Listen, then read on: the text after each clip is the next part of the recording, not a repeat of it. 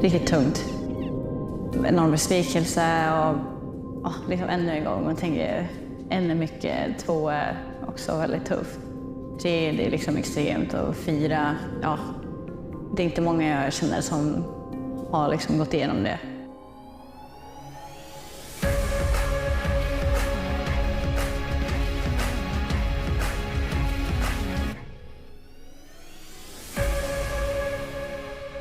Om någon hade sagt till dig att du skulle komma tillbaka efter 4 korsbandsskador.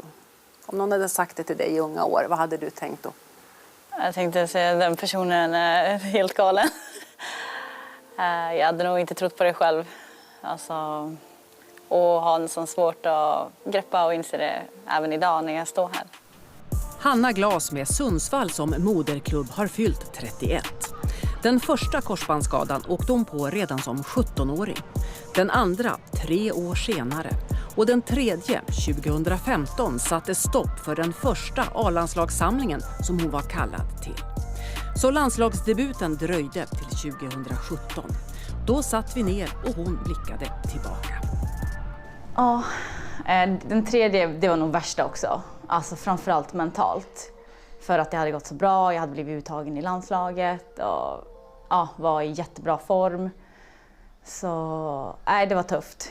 Men samtidigt kände jag liksom att jag hade mycket potential inom mig som jag ville få ut. Så jag tänkte liksom, jag ska ge det som en sista chans då. Jag tänkte att det var liksom, min sista chans. Alltså mycket det jag fått hört från fysioterapeuter, läkare. Att liksom, det här är min sista chans. För jag vet att får jag en fjärde, då har jag liksom ingenting kvar om det skulle ta i trä en 5:e gång. Så jag vet inte, men det är svårt. Alltså, jag har alltid velat mer, alltid varit extremt målinriktad och driven. Och det är så här, når jag det målet, men vad är nästa liksom? Alltså jag har svårt att ibland stanna upp och njuta av det utan det är hela tiden, nästa, vad är nästa liksom? Så att, jag hade till och med glömt bort att jag sa att det skulle en chans till. Under rehaben efter operationen av den 4:e korsbandsskadan lämnade den svenska backgiganten i början av 2023 Bayern München och skrev på för Kansas City. Ett bakslag med en lös benbit förlängde vägen tillbaka, men nu hoppas och tror hon på att debuten med klubblaget äntligen är nära.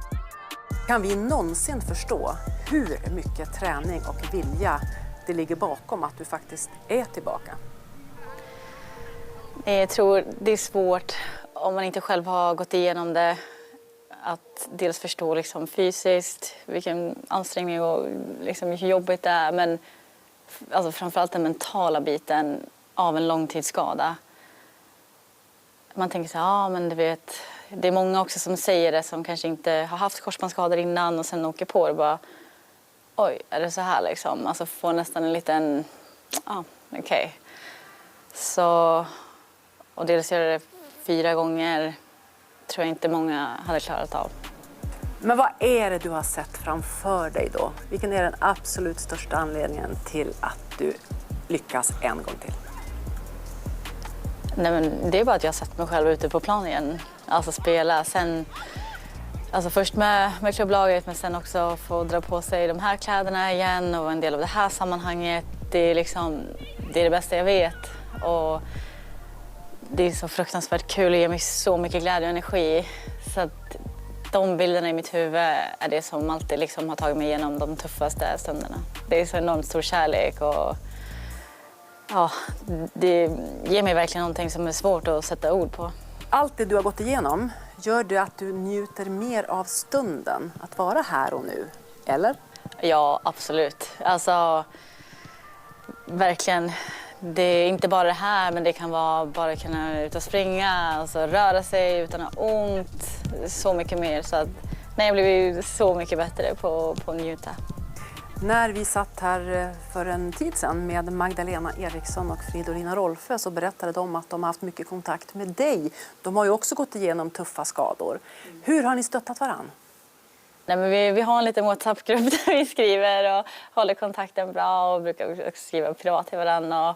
brukar se till att vi har lite samtal, videosamtal tillsammans och bara kollar hur vi mår. Och vi är duktiga på liksom verkligen kolla läget med varandra och ta hand om varandra. Det är 2 extremt nära vänner till mig som också har betytt enormt mycket för mig under den här perioden. Jag är så otroligt imponerad. Jag har svårt att hitta ord.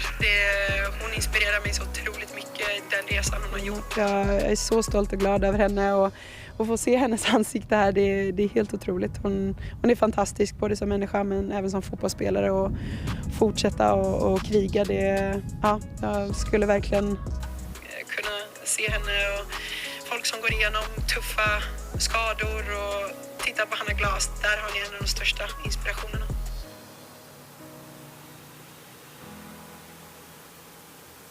Det betyder mycket för barnen. Just att njuta i stunden. Vad njuter du allra mest av just nu? Och få vara här. Få spela fotboll, må bra och representera Sverige.